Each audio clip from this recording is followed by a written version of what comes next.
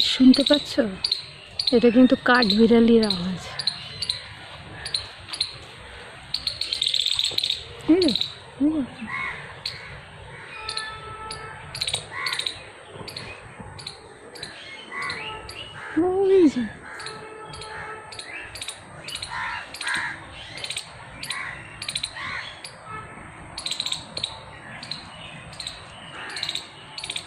কোথায় কোথায় যাচ্ছে? আয় আয় আয়, নেমে আসবে। নমস্কার বন্ধুরা, দশভূজা দিন রাত্রিরে সবাইকে স্বাগত। আজকে আমি তোমাদেরকে কোথায় নিয়ে এসেছি বলো তো? হ্যাঁ, ঠিক ধরেছো, একদম আমার গ্রামে খেজুর গুড়ের সন্ধানে। একদম এই যে পর্ণকুটির দেখছো, এটি কিন্তু অস্থায়ী। পিন্টু ভাই এবং তার স্ত্রী দুজনে মিলে এটি তৈরি করে। সাথে এখানের যত খেজুর গাছ আছে, মানে আমাদের যে পুকুরের পাড়ে ধারে গ্রামে, সেখান থেকে রস সংগ্রহ করে টাটকা তাজা খেজুরের গুড় তৈরি করে। চলো কথা বলি। অর্পিতার মা, অর্পিতা বোধহয় এখন অনেক বড় হয়ে গেছে। হ্যাঁ হ্যাঁ হ্যাঁ, কিসে পড়ছে? ফোরে পড়ছে। অর্পিতা ফোরে পড়ছে। অর্পিতাকে তো তোমরা দেখেইছো, আমি এখানে খেলনাবাটি খেলে গেছি। সেই সেই সেই ঘর। তোমার নাম কি গো? অঞ্জনা। অঞ্জনা, অর্পিতার মা অঞ্জনা। অঞ্জনা তোমাদের সবাইকে আমন্ত্রণ করেছে গুড় খাওয়ার জন্য। এসো, আর একেবারে গাছের টাটকা খেজুরের গুড় লবাত নিয়ে যেও।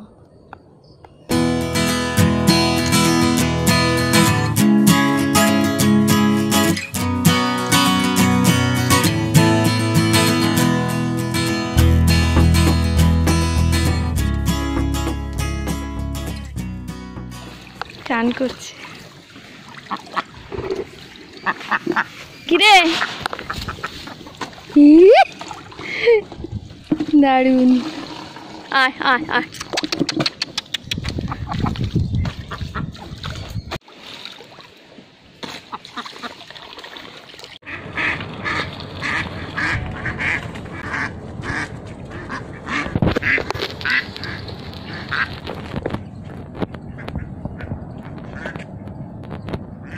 নেমে গেল জলে। অনেক দিন পর গ্রামের একেবারে বনে বাদারে একদম একলা কিছুক্ষণ ঘুরে বেড়ালাম। কাউকে সঙ্গে নিয়ে বলিও নি কাউকে, কারণ এখানে যারা থাকে তাদের এটা প্রতিদিনের, আর আমার ভীষণ অধরা, অনেক অনেক ভালোবাসার জিনিস। তাই কাউকে বিরক্তও করিনি, কাউকে ডাকিও নি, একদম একলা একলা ঘুরে বেড়াচ্ছি।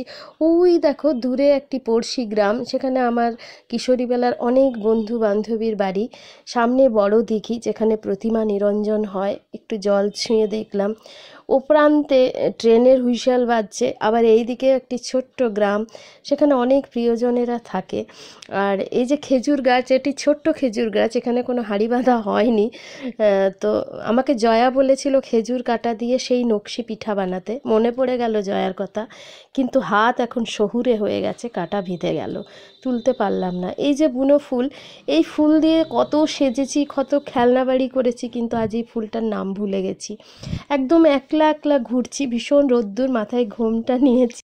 আজকেই আবার ফিরে যাওয়ার পালা। একটু ঠান্ডাও লেগে গেছে, তবু ফিরতে হবে, কেননা সেখানে সব পড়ে আছে। এইভাবে কিশোরীবেলাকে একটুখানি ছুঁয়ে গেলাম।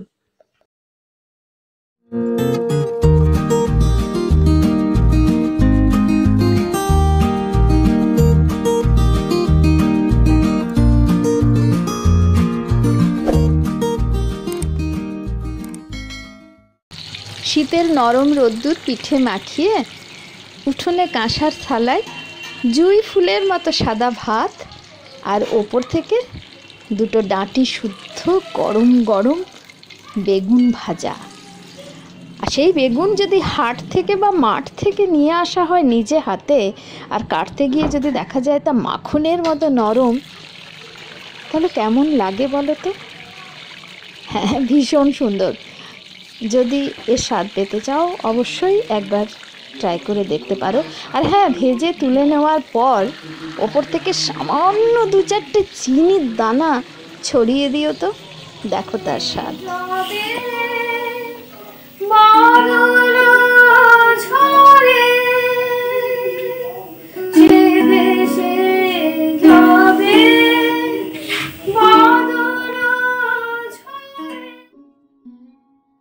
ঘর বলতে মাঠের পরে মাঠ, আলের ধারে রোদ মেলেছে পা, দিঘির কোলে ভাঙা শানের ঘাট, ভাত রেঁধেছি নাইতে যাবে না।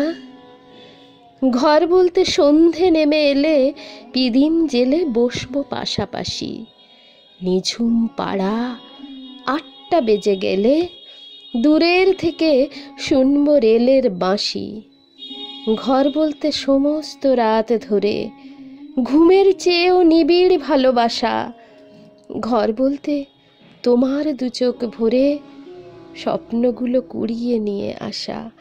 ঘর বলতে এসব খুঁটিনাটি।